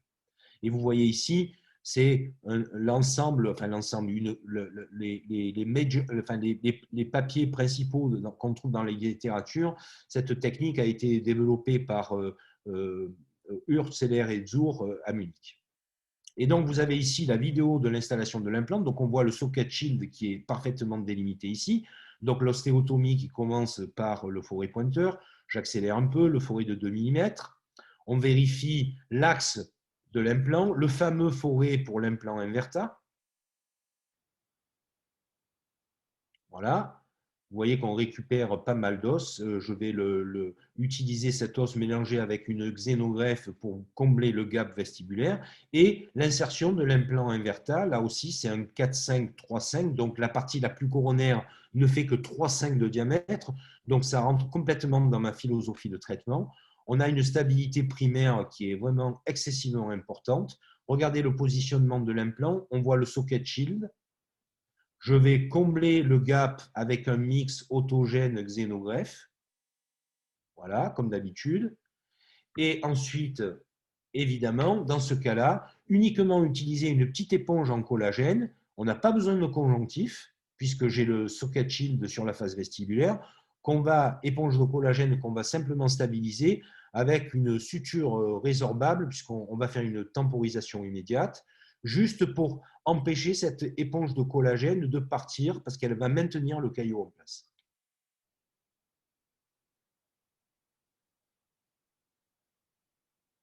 Voilà la fin de la chirurgie. Vous voyez qu'on fait serrer les dents à la patiente. On peut faire ça en chirurgie guidée. Moi, je n'ai rien contre la chirurgie guidée. Avec mon expérience, je m'en passe, mais vous pouvez très bien faire de la chirurgie guidée. Et voici ici le résultat 2 ans post-opératoire avec cette magnifique restauration. Regardez tout le volume vestibulaire qu'on a gardé grâce au socket shield. Vous voyez ici, dans une vue un peu plus occlusale, l'intégration parfaite. Et cette technique qui a, à mon avis, des indications qui sont limitées, mais c'est toujours pareil, c'est la sélection du patient et le cas qui est bien sélectionné avec une technique qui est malgré tout assez sensible, sur laquelle il ne faut pas improviser, mais qui donne des résultats qui sont superbes. Regardez, alors la patiente a évidemment dans ce cas un sourire qui est excessivement gingival, mais ici le follow-up radiographique et clinique qui nous montre un résultat qui est tout à fait intéressant. Un dernier cas clinique pour vous montrer l'intérêt de l'implant Inverta coaxis. Il s'agit ici d'une patiente qui présente une canine maxillaire droite qui est fracturée. Vous voyez très bien que l'axe chirurgical est excessivement contraignant parce qu'on a une crête qui est excessivement rétrécie dans la partie médiane. Donc, si je place un implant standard, je ne vais pas pouvoir faire de restauration transvissée. On va être obligé de faire une restauration scellée avec un pilier qui va nous permettre de rattraper l'axe chirurgical qui est excessivement limité et pour lequel on n'a pas beaucoup de liberté dans ce cas-là. L'intérêt de l'implant Inverta coaxis, c'est que ça, c'est l'axe chirurgical, mais en vert, c'est l'axe prothétique. Donc, je trouve que dans un cas comme celui-ci, la patiente est en classe de 2, donc on a un recouvrement qui est important, un couloir chirurgical qui est excessivement fin, et bien cet implant présente un intérêt qui est très intéressant. Donc, vous vous doutez la raison pour laquelle la dent s'est fracturée. En fait, on a une fracture qui est ici. Donc, ça, je fais toujours une rétroalvéolaire post-extractionnelle, mais vous voyez que là aussi, j'ai conservé un socket shield et qu'on ne le voit pas sur la radio. Voilà l'extraction, la séparation radiculaire. Donc, j'ai gardé le shield sur la face vestibulaire. On le voit très bien ici. Regardez. Voilà. Et j'ai positionné mon implant Inverta coaxis de cette façon-là. Donc, vous voyez qu'on a le shield qui est là. On a un gap qui est important. Pourquoi? Parce que ici, l'implant ne fait que 3,5 de diamètre. Donc, ici, on a de la place pour stabiliser un caillot. Et ça, c'est très, très important. Et l'intérêt de l'implant coaxis, Inverta coaxis, c'est que je vais malgré tout pouvoir, même dans ce cas, réaliser une prothèse transitoire transvissée. Voici les étapes le jour de la chirurgie, une prise d'empreinte conventionnelle, la restauration transitoire, le contrôle radiographique le jour de la mise en place de la restauration transitoire, avec un fil résorbable sur la face vestibulaire, et la dent qui n'a pas de contact en OIM et qu'on a dégagé le plus possible de la latéralité. Mais ce qui est surprenant, c'est le résultat clinique. Ici, on est à 4 mois. Donc, on dévisse la restauration et regardez la quantité de tissu présente sur la face vestibulaire de l'implant. L'intérêt du Socket Shield, lorsqu'il est bien indiqué, c'est ça. Il n'y a pas eu de greffe de tissu conjonctif et on a un volume au niveau de cette bosse canine qui est tout à fait superposable à celui qu'on avait avant l'extraction de la dent. Donc, un diamètre réduit, une dimension à la fois mésiale et distale augmentée et horizontale augmentée avec la préservation du tissu sur la face vestibulaire. C'est ce qui me fait dire que less is more, c'est-à-dire moins il y a de titane, plus vous avez d'os et plus vous avez de tissu. Alors, je te coupe 2 secondes. Si tu peux venir sur la photo antérieure, ça c'est très intéressant. Il y a quelques questions sur ça. Celle-là?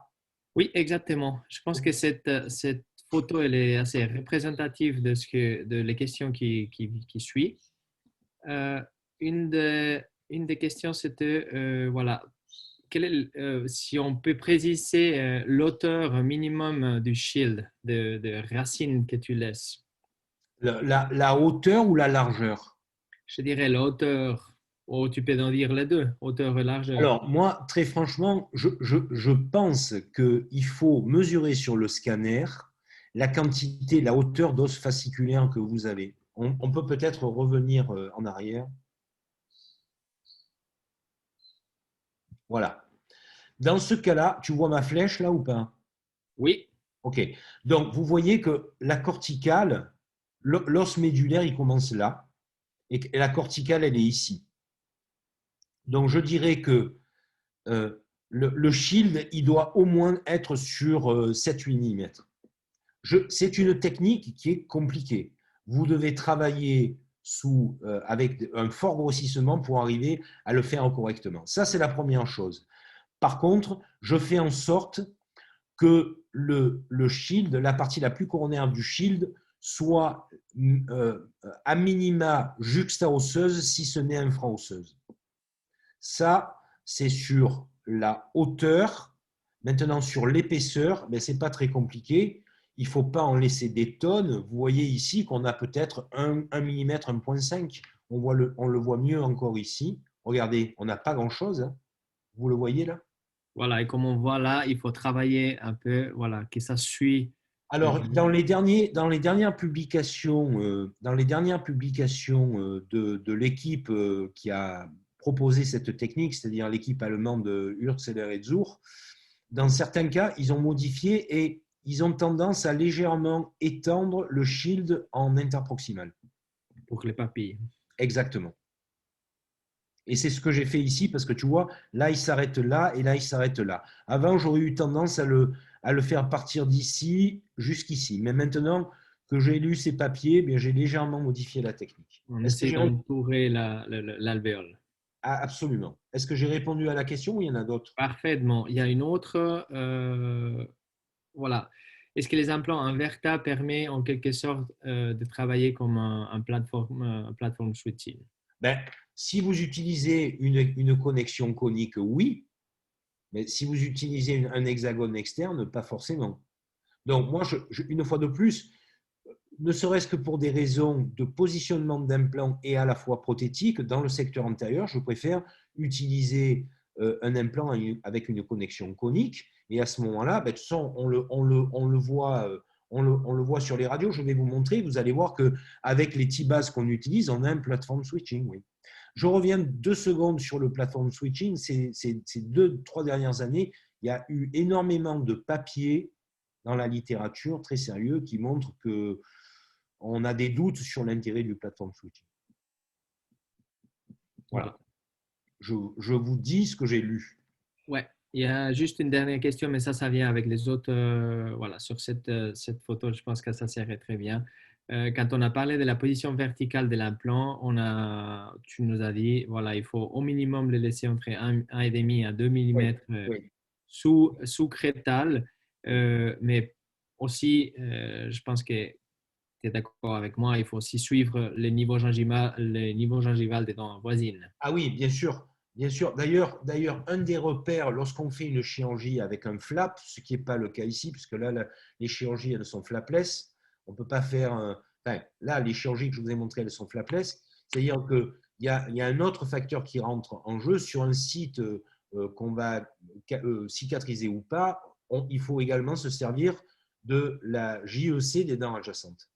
Voilà, parfait. Donc, je continue.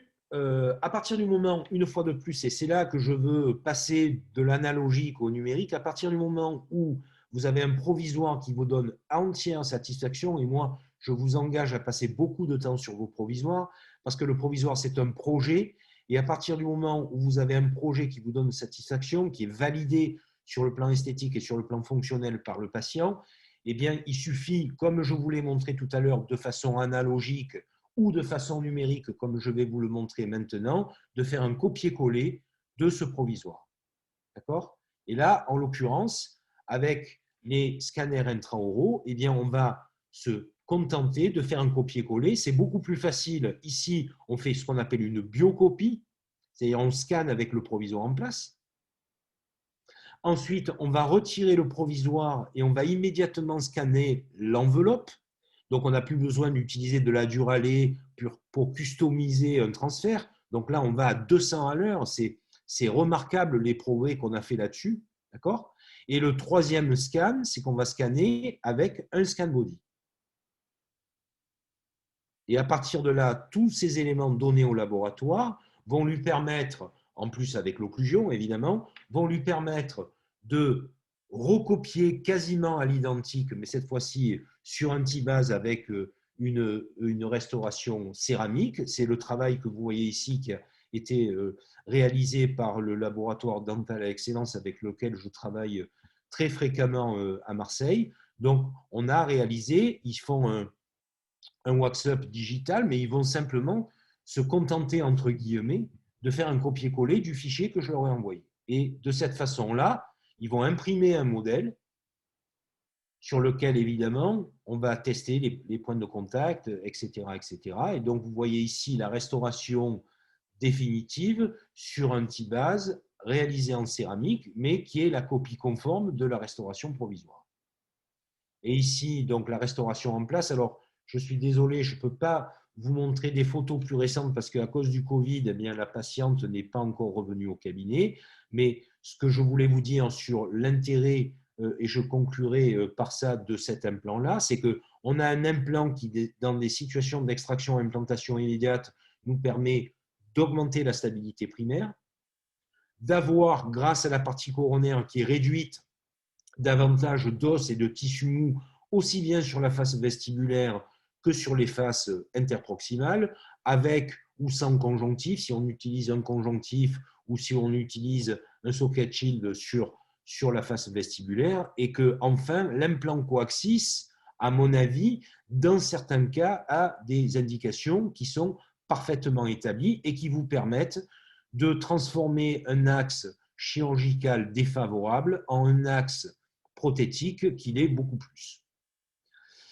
En conclusion, j'ai un peu dépassé mon temps de parole, donc je reviendrai sur des choses, des slogans que je vous ai déjà donnés. Donc, diminuer le diamètre de l'implant dans le secteur antérieur, ou dans des cas d'édentement plus étendus, réduire le nombre d'implants. Il est beaucoup plus facile de gérer des zones avec des inter de bridge que des zones où il n'y a que des implants. Aujourd'hui, dans le secteur antérieur, on ne remplace pas 4 dents par 4 implants. À mon avis, ça frôle l'hérésie. Il vaut mieux mettre 2 implants, soit en place de central, soit en place de latéral, soit éventuellement avec un cantilever. Ça dépend du schéma occlusal du patient, mais vous aurez beaucoup plus de facilité à gérer les émergences au niveau des inter de bridge ou des dents en cantilever qu'au niveau d'un implant. Ça, c'est une évidence pour moi. La chirurgie plastique ou le socket shield dans certaines indications est un outil qui est indispensable aujourd'hui à la fois pour des raisons cosmétiques et pour des raisons biologiques. Je vous l'ai montré, d'accord ? Et cette chirurgie plastique pourrait être réalisée avant, pendant ou après l'installation de l'implant. Le concept de surcorrection tissulaire introduit autour des années 2000 par Uli Grunder est toujours d'actualité. Ça doit se faire avec des techniques de préservation, avec le positionnement de l'implant guidé par le projet prothétique, avec des chirurgies de reconstruction, avec de la chirurgie plastique, avec évidemment les outils prothétiques, que ce soit le provisoire ou les restaurations d'usage. Mais ce que vous devez retenir, c'est avant de prendre une lame de bistouri, de bien sélectionner le patient, de bien choisir des indications entre l'implantation, l'extraction, l'implantation immédiate et des implantations différées. Ça, c'est très, très important. Et donc, noter des choses, prendre le stylo avant de prendre la lame de bistouri, c'est important. Et avant de clôturer, je voudrais remercier tous les gens avec lesquels je travaille et qui me permettent de partager tout ça avec vous. Je vous remercie pour votre attention. Bravo Jean-Pierre, merci beaucoup pour cette excellente présentation. Je pense que c'était très très clair et puis très didactique tout ce que tu as présenté, vraiment des cas cliniques step by step qui sont excellents. Et puis avec aussi une chose que j'adore, c'est toujours avoir quelqu'un qui présente des résultats à long terme. Oui, mais ça c'est le privilège de l'âge. Juan, c'est le privilège de l'âge. Voilà. Dans 15 ans, tu feras la même chose.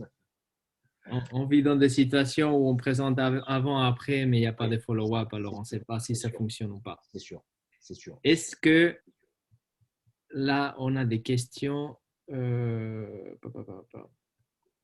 n'y a pas trop de questions. Voilà, il n'y a pas trop de questions, mais en gros, on va faire un petit résumé pour les gens. Très volontiers. Je vois, c'est très attends, intéressant.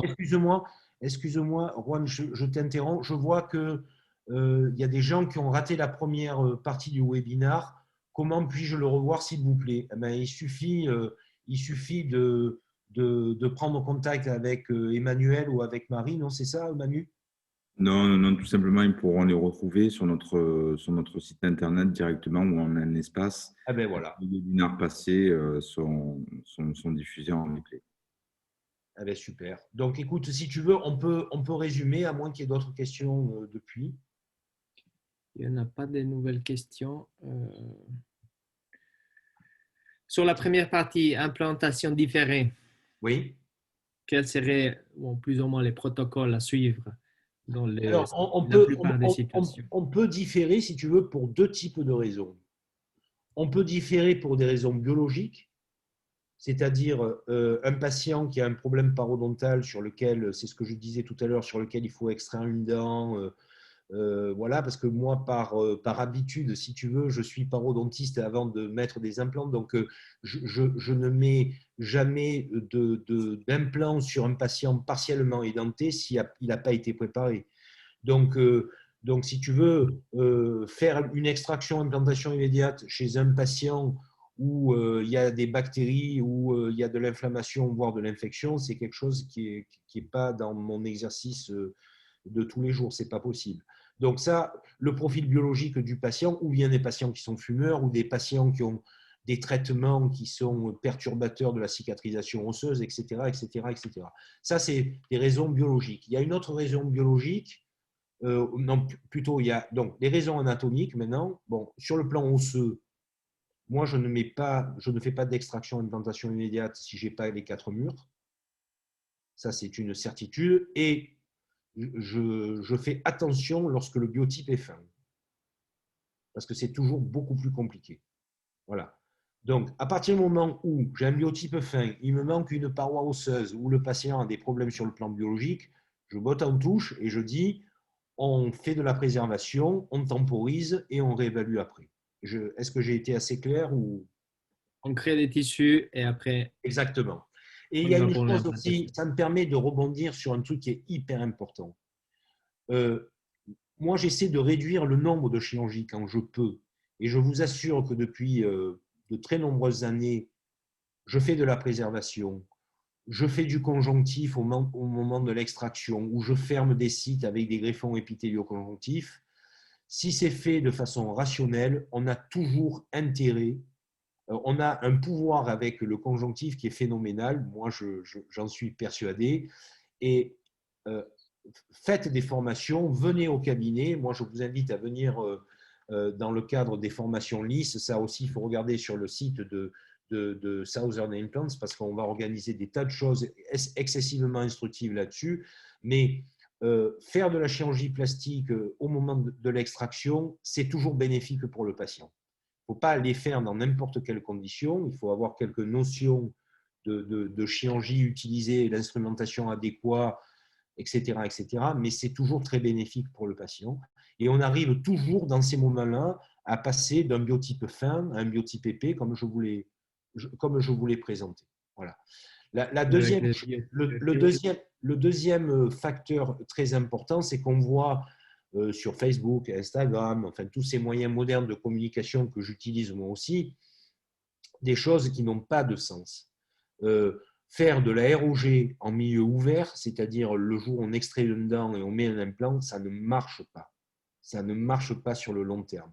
Donc, si vous manque une corticale vestibulaire, il faut extraire la dent, il faut attendre que les tissus mous cicatrisent pour ensuite mettre un implant avec une technique de ROG concomitante, mais être en mesure aussi de fermer le site, c'est-à-dire de mettre un implant en 2 temps chirurgical. Et ça, c'est hyper important, parce que la meilleure façon de bien reconstruire, c'est de travailler en milieu fermé. De même, vous cassez une jambe, le chirurgien va vous mettre des plaques et des vis. Si ça ne se ferme pas, on est tous emmerdés. Et dans la bouche, c'est pareil. Donc, moi, les gens qui mettent des membranes lorsqu'ils extraient des dents avec de l'os et machin, tout comme ça ne marche pas. Voilà. Regardez les conférences de consensus sur la ROG, mais ça ne marche pas. Si vous voulez être prévisible dans vos traitements, une ROG, une reconstruction osseuse, c'est en milieu fermé. Voilà. Voilà, bien montré protocolairement. Dernière chose, si je peux rajouter un mot, concernant les extractions et implantations immédiates. On planifie, on a un examen clinique, on n'a pas de perte d'attache, on suppose que les 4 murs osseux sont là, on a un biotype qui est plutôt favorable. La décision de mettre en place l'implant après l'extraction, elle est péropératoire. C'est-à-dire, si l'extraction se passe mal, si on peut, et ça m'est arrivé dans les secteurs antérieurs incisifs, mandibulaires ou même maxillaires, d'emporter avec l'extraction une partie de la table. Et à ce moment-là, eh bien, là aussi, on a toujours la possibilité de dire, eh bien, j'avais prévu ça, mais je ferai autre chose. Ça veut dire que sur ce type de situation, il faut avoir un provisoire au cas où. Et oui, exactement. Exactement. Ceci dit, si tu as planifié pour une extraction implantation immédiate, mise en esthétique immédiate, le labo qui est capable de te faire dans la journée une dent transvissée, il est capable de te faire une petite PPA ou un bridge collé. Aujourd'hui, avec un laboratoire qui technologiquement est bien équipé, il est capable de le faire en 3 heures. Voilà. Ouais.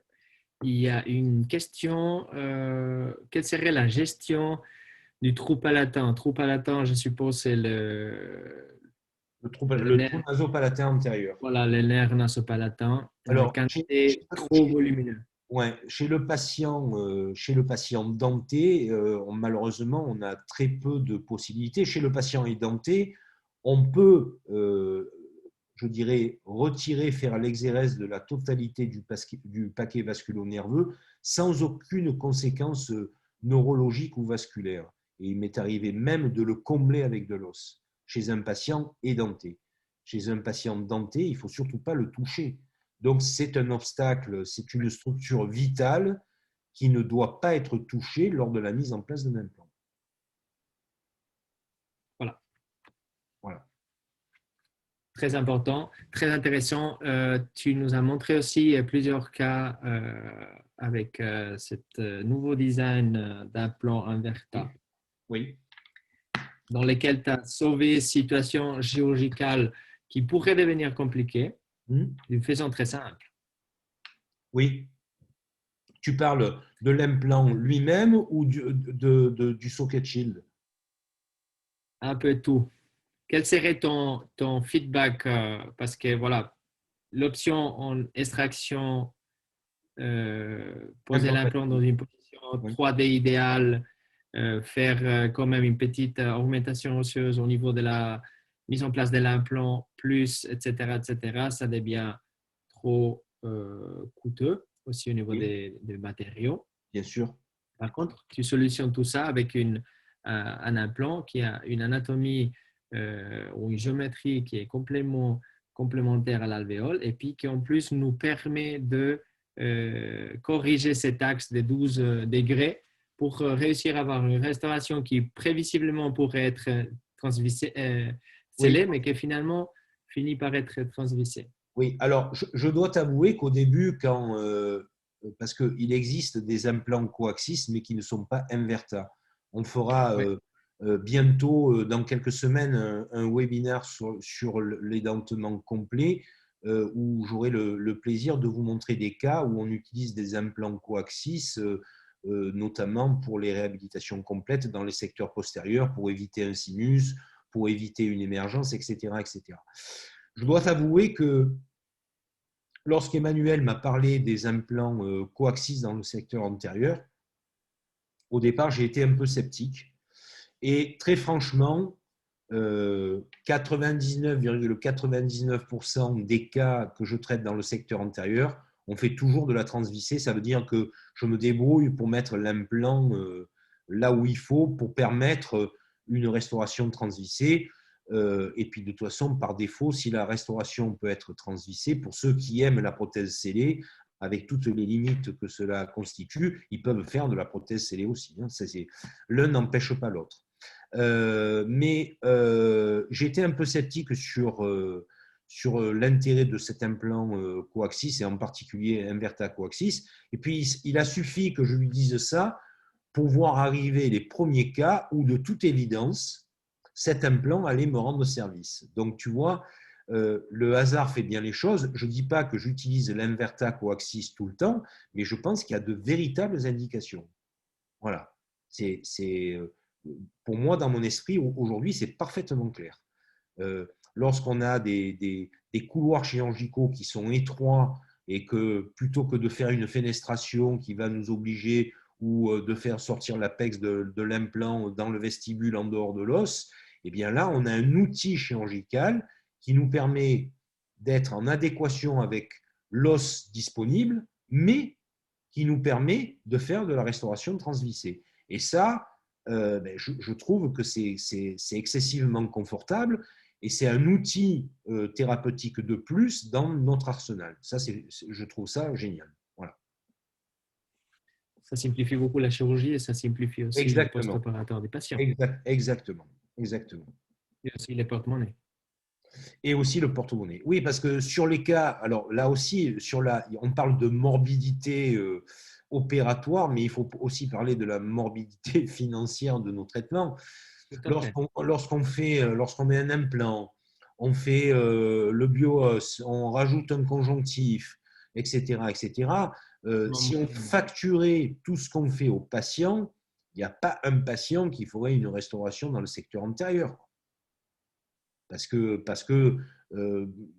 ces cas-là sont les cas qui nous servent de vitrine. Il faut dire les choses comme elles sont. Ou alors, on les bâcle et on n'a pas de beaux résultats. Mais pour avoir des beaux résultats dans le secteur antérieur, il faut être excessivement rigoureux et mettre les uns après les autres de façon successive, comme un sandwich, un tas de connaissances et de techniques qui nous permettent d'avoir des résultats stables dans le temps. Si on ne fait pas ça, on a des catastrophes. Voilà. Tout à fait. Très bien. Alors, je Manu, pense qu'il n'y en a pas trop de questions. Me voilà de retour.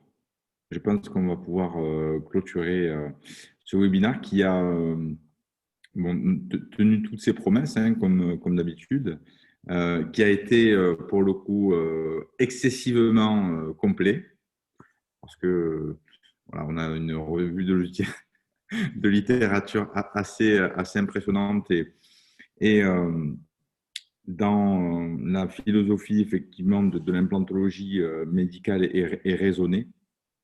Donc, j'espère que tous les participants auront pu apprécier la présentation et notamment le support d'Ignacio Legaz pour effectivement l'interactivité avec toi, Jean-Pierre. On a passé un très, très bon moment.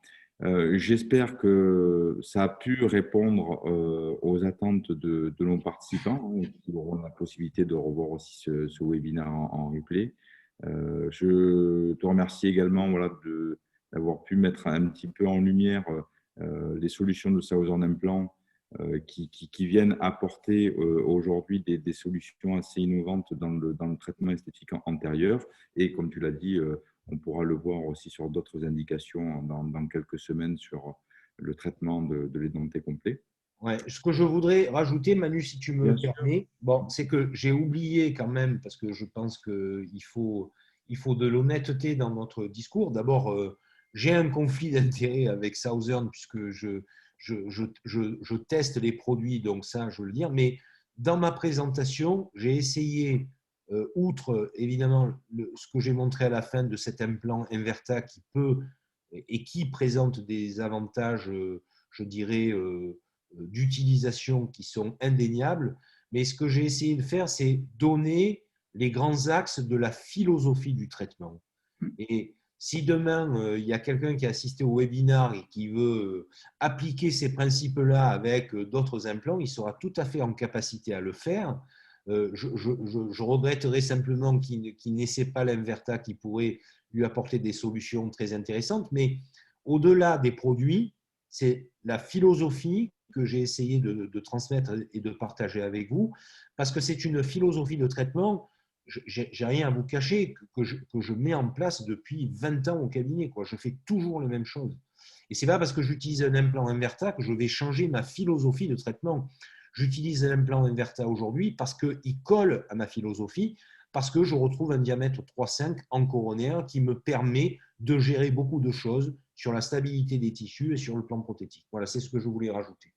Merci Jean-Pierre. Mais pour le coup, ça me fait penser, et ton introduction est assez similaire à celle qu'avait faite Patrick Palassi sur le webinaire que nous avons réalisé en fin d'année, justement sur le traitement esthétique antérieur, où il y a toujours effectivement ce débat des connexions et qu'on voit sur le cas que tu as présenté en première partie sur des réalisations faites sur des hexagones externes qui fonctionnent toujours très, très bien. Ah, écoute, tu es bien placé pour savoir que dans les secteurs postérieurs, j'utilise essentiellement de l'hexagone externe.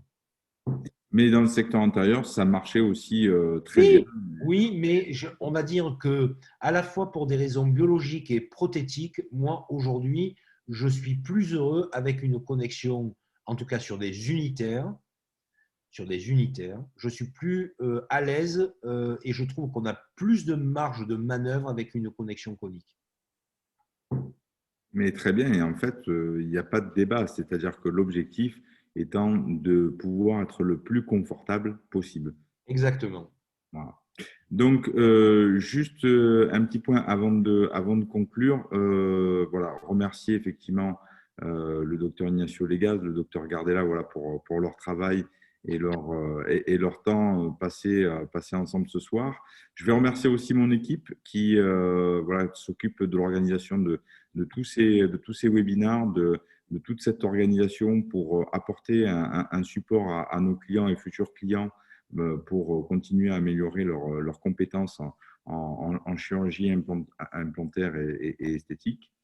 Juste un petit sondage, alors vous pourrez répondre dans l'onglet Q&R, on vérifiera ça beaucoup plus tard, savoir si effectivement cet horaire de webinaire à 19h vous convient. Donc, si vous êtes OK, mettez 19h OK, Et de toute façon, on récoltera l'ensemble des informations. C'est tout simplement pour continuer effectivement dans cette démarche d'information et de transmission de bonnes pratiques que nous avons le souhait de recueillir un maximum d'informations pour toujours être le plus raccord avec le souhait de nos clients.